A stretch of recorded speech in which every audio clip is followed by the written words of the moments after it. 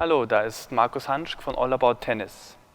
Wie bereits angekündigt, möchte ich euch heute den Aufschlag erklären. Und zwar geht es mir in erster Linie um den Ablauf des Aufschlags. Ich möchte noch nicht auf die speziellen Aufschläge eingehen, wie jetzt Slice-Aufschlag oder Kick-Aufschlag oder einen sehr harten Aufschlag, sondern eben um den grundsätzlichen Ablauf des Aufschlags.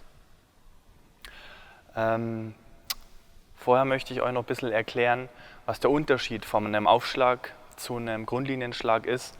Ein Aufschlag ist in meinen Augen deutlich schwieriger zu beherrschen als ein Grundlinienschlag. Ein Aufschlag ist eigentlich, kann man fast sagen, zu 100% auf Geschwindigkeit ausgelegt. Ganz im Gegensatz zu einem Volley zum Beispiel oder einem Grundlinienschlag. Deshalb hat man natürlich nicht so viel Kontrolle bei einem Aufschlag. Man kann sich aber beim Aufschlag leisten, weniger Kontrolle zu haben, denn es gibt einige große Unterschiede zu dem Ball, den ich eben da schlage, im Vergleich zu einem Grundlinienschlag. Bei einem Aufschlag wirfe ich mir selbst den Ball hin. Das heißt, der Ball ist fast in einer Ruheposition, nur ganz langsam im Fallen, wenn ich ihn treffe. Ich treffe ihn extrem hoch, das heißt, ich habe einen sehr guten Winkel ins Feld rein, nach unten. Ich habe am Anfang viel Zeit, ich kann mich lange konzentrieren. Ja.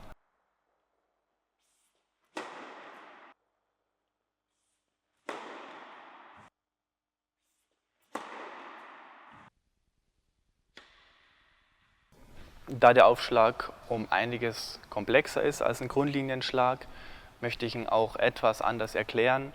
Und zwar möchte ich da bei der Griffhaltung anfangen und dann möchte ich mich schön langsam runterarbeiten zur Fußstellung. Zur Griffhaltung ist zu sagen, wenn wir den Arm einfach hängen lassen, locker, wir nehmen den Schläger dort unten hin, die Schlägerfläche senkrecht zum Boden, dann greifen wir exakt auf den Schläger drauf von oben. Das ist ein ganz neutraler Griff. Die Schlägerfläche ist weder auf die eine noch auf die andere Seite geneigt. Es fühlt sich ungefähr so an, als könnte man mit dem Rahmen einen Nagel reinhammern. Ja? Das ist ein ganz neutraler Griff praktisch. Für viele ist es eben sehr, sehr schwer und ungewohnt und ist auch ganz normal, mit diesem Griff den Aufschlag zu machen. Viele haben eher einen Vorhand-Topspin-Griff, um den Ball satter zu treffen. Durch diesen Griff beim Aufschlag bekommen viele am Anfang zu viel Schnitt in den Ball. Ja, wenn ich zuschlage, dann neigt doch der Schläger so zu stehen, dass der Rahmen nach vorne zeigt, ich sehr viel Schnitt reinbekomme in den Ball und der Ball nach links wegfliegt. Und dafür muss ich eben den Arm ganz leicht drehen, während ich zuschlage. Ja. Das heißt, ich drehe den Arm und klappe dann zu. Es gibt ja auch sehr, sehr gute Spieler, die den Arm überdrehen. Ja, dadurch bekomme ich einen ganz, ganz geraden Aufschlag. Darauf werde ich dann auch in einem meiner nächsten Videos eingehen, eben wie man einen sehr, sehr schnellen Aufschlag bekommt, wie man einen starken Slice in den Aufschlag bekommt, einen Kick. Aber darauf möchte ich jetzt bei diesem Video noch nicht näher eingehen. Aber wichtig ist eben eine leichte Drehung des Arms, sonst treffe ich den zu sehr schräg und alle Bälle fliegen stark mit Schnitt seitlich weg ins Aus. Darauf muss man achten.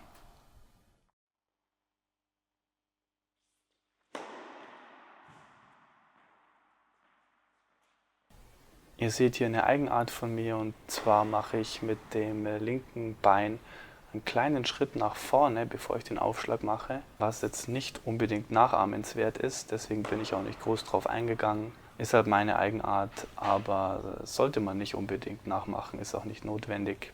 Ich möchte, dass ihr bei den Aufschlägen vor allem mal auf die Armdrehung jetzt achtet. Jetzt kommt gleich ein Standbild, da sieht man gut, wie kurz bevor ich den Ball treffe, erstmal der Rahmen nach vorne zeigt, hier. Und jetzt drehe ich dann den Arm und jetzt zeigt die Schlägerfläche nach vorne.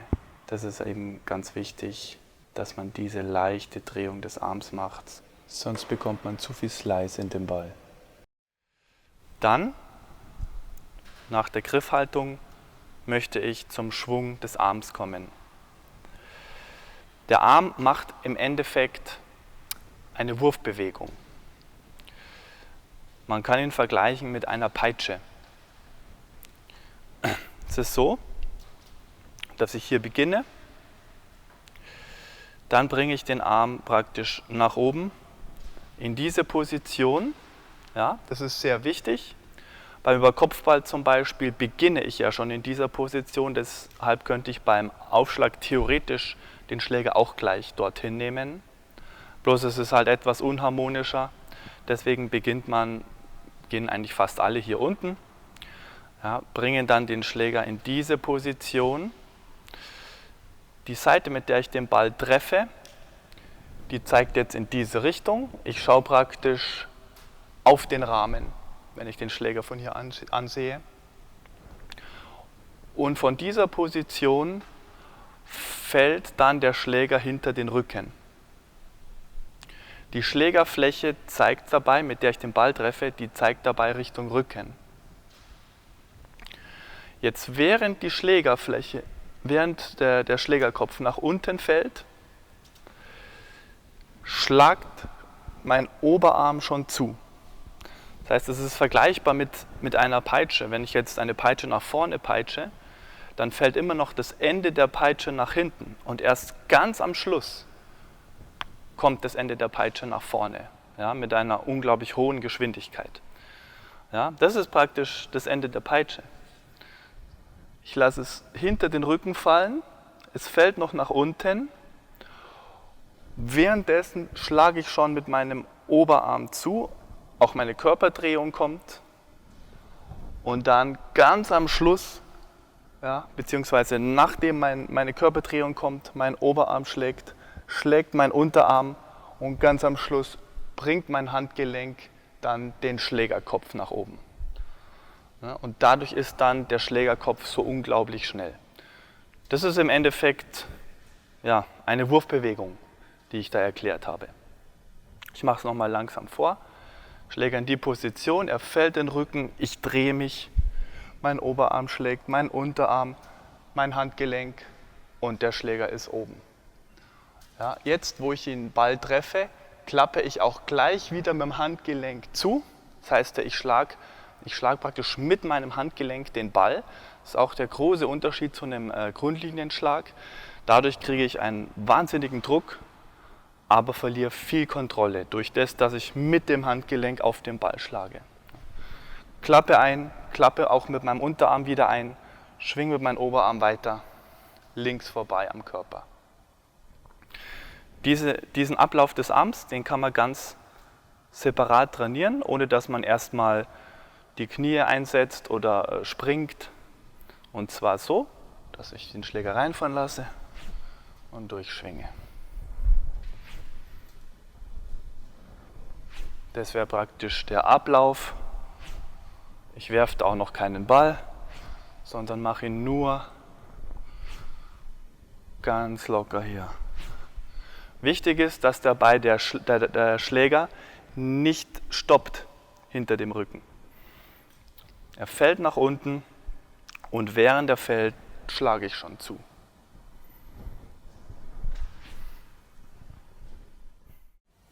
Hier könnt ihr den Armschwung bei meinem Aufschlag sehen,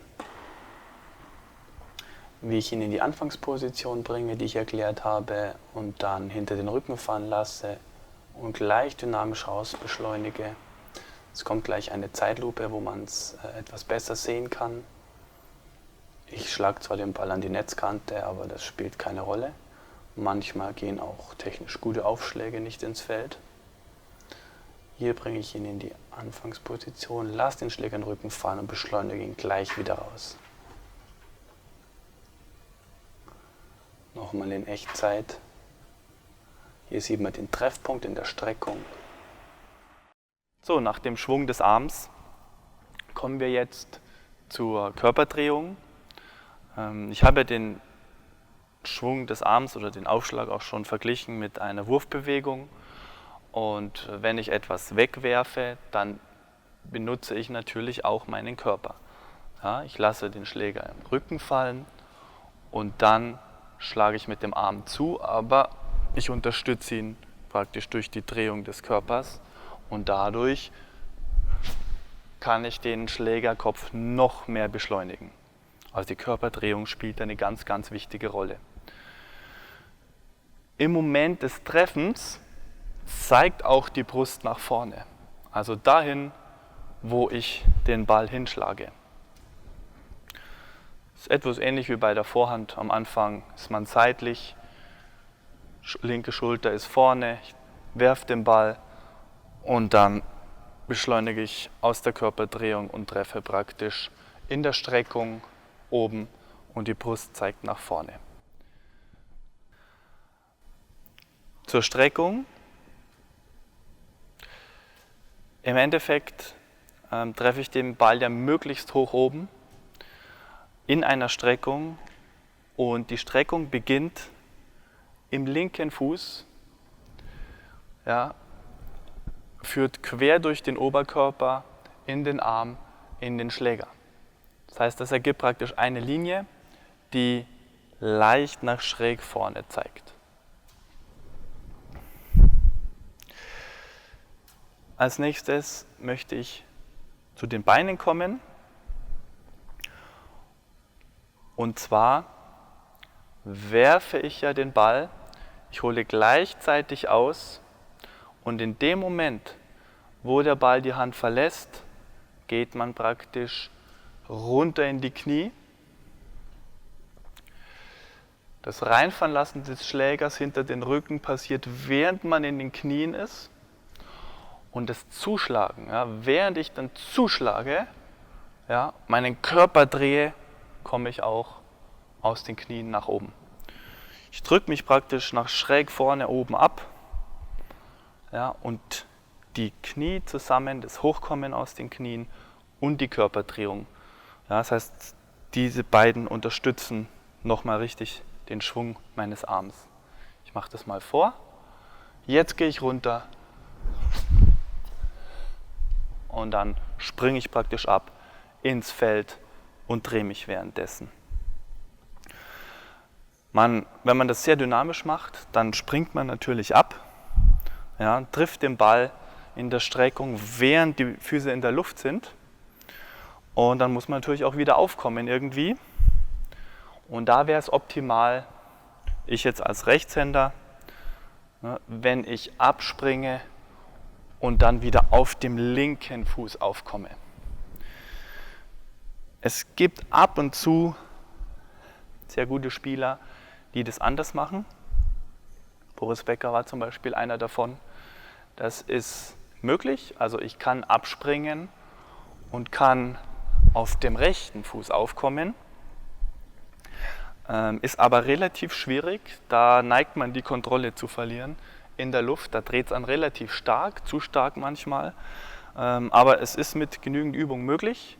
Aber fast alle Spieler machen es anders und ist auch um einiges einfacher abzuspringen und dann wieder am linken Fuß aufzukommen jetzt für einen Rechtshänder.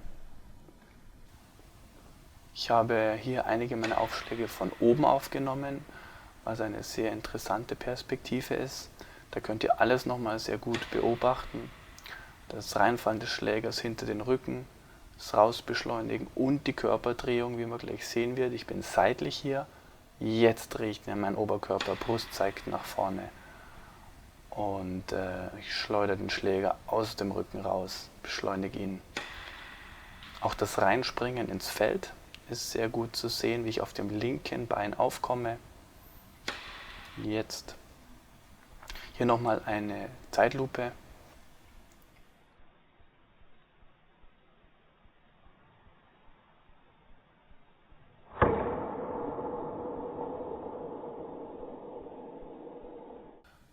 Ja, als nächstes möchte ich zur Fußstellung kommen. Es handelt sich ja beim Aufschlag eben doch um eine Wurfbewegung. Es ist relativ ähnlich zum Werfen. Deswegen sollten wir wie beim Werfen auch sehr geschlossen stehen am Anfang, da wir ja viel Schwung aus der Körperrotation holen. Wenn ich mich jetzt hinstelle zum Aufschlag und würde eine Linie ziehen zwischen den Fußspitzen, würde diese Linie deutlich rechts, als Rechtshänder jetzt, rechts an dem Punkt vorbei zeigen, wo ich hin aufschlagen möchte. Das heißt, möchte ich hier links ins Aufschlagfeld, dann würde diese Linie durchs rechte Aufschlagfeld gehen, könnte sogar am rechten Aufschlagfeld noch vorbei zeigen, ja, also relativ geschlossen dastehen. Auch der Oberkörper soll sehr geschlossen sein, so dass ich mich dann praktisch, wenn ich zuschlage, explosiv drehen kann und aus der Körperdrehung eben noch richtig viel Power holen kann. Es gibt Unterschiede bei den Profis, wie die das machen beim Aufschlag. Und zwar gibt es welche, die stellen sich am Anfang in eine Position und bleiben so stehen, ja, kommen aus den Knien, springen ins Feld rein. Dann gibt es die anderen, die nicht so stehen bleiben, sondern die das hintere Bein ranziehen und dann ins Feld reinspringen. Beides ist in Ordnung. Ich persönlich ziehe das hintere Bein ran. Das ist die Gefahr immer etwas größer, dass man einen Fußfehler macht und vielleicht leicht auf die Linie steigt. Aber ich finde, dadurch hat man ein bisschen mehr Bewegung nach vorne. Nichtsdestotrotz ist das andere auch sehr gut und man hat die Wahl, was einem eben sympathischer ist. Es gibt Topspieler, die bleiben so stehen, wie sie am Anfang stehen, und es gibt Topspieler, die ziehen das Bein ran. Wenn ihr das Bein nicht ranzieht, solltet ihr aber darauf achten, dass ihr nicht zu breitbeinig steht, denn wenn ihr in die Knie geht, und wenn man in die Knie geht, dann soll man sich immer nach vorne legen, ja, Vorlage, dann legt man ganz alleine auf dem linken Bein das gesamte Gewicht. Und dann kommt man natürlich sehr schwer wieder explosiv nach oben, also nicht zu breitbeinig stehen, dass man das Gewicht ein bisschen verteilen kann. Aber es soll schon hauptsächlich am vorderen Bein sein. Und dann kann man sich auch schön nach schräg vorne oben ins Feld reindrücken. Ja, abschließend möchte ich zum Ballwurf kommen. Den möchte man natürlich relativ kontrolliert dahin werfen, wo man haben will. Und dafür ist es optimal, den Ball vorne in die Finger zu legen, also nicht in die Handfläche rein, sondern in die Finger vorne. Und wenn man den Ball wirft, den Arm auch möglichst gerade zu lassen. Wenn ich den Arm anwinkel, dann wirfe ich den Ball natürlich plötzlich nach hinten. Ich mache es immer so, dass ich leicht vom Bein weggehe und dann den Ball vorne in den Fingern, Arm schön gerade, kann ich ihn wunderbar nach vorne oben führen. Der Ballwurf ist natürlich leicht unterschiedlich, je nachdem, was ich für einen Aufschlag mache. Einen ersten Aufschlag, Slice-Aufschlag, Kick-Aufschlag, aber darauf gehe ich dann in meinen nächsten Videos genauer ein. So, zum Abschluss nochmal ein Aufschlag von mir. Schauen wir mal, ob ich die Kamera zerstöre oder vorbeikomme.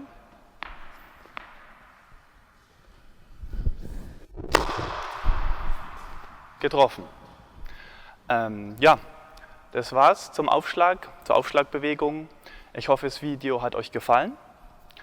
Wenn es euch gefallen hat, gebt mir doch einen Daumen hoch oder abonniert meinen Kanal. Ich werde versuchen, möglichst bald die anderen Videos zu machen über den Aufschlag. Das heißt, die Unterschiede dann vom Slice-Aufschlag zum Kick-Aufschlag und einem sehr harten Aufschlag. Tschüss!